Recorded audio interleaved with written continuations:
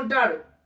ప్రార్థన కొరకు యెషయా భక్తుడు చాలా చక్కటి విషయాన్ని జ్ఞాపకం చేస్తూ యెషయా గ్రంథము 59వ అధ్యాయము మొదటి వచనం మనం చూస్తే అంటాడు కదా, రక్షింపడానికే ఉన్నట్లు యెహోవా హస్తము కొరచకాలేదు, వినడానికే ఉన్నట్లు యెహోవా చెవులు మందం కాలేదంటాడు. నిజమే, దేవుడు రక్షించేవాడు, దేవుడు ప్రార్థన ఆలకించేవాడు.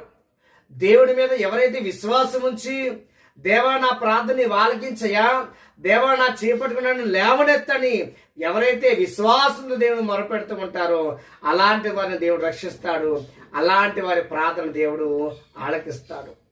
నా దేవుడు నాకు సహాయం చేస్తాడు, నా దేవుడు నా ప్రార్థన ఆలకిస్తాడు, నా దేవుడు నా చేపట్టుకొని నన్ను లేవనెత్తుతాడని మనం దేవుడి మీద విశ్వాసం ఉంచుదాం. మనం ఎప్పుడైతే విశ్వాసం ఉంచి మనం ముందడిగేచ్చే వరకు మనం ఉంటాము. పిల్లరా, నా దేవుడు నా ప్రార్థన ఆలకిస్తాడు, నా దేవుడు నా ప్రార్థన జవాబు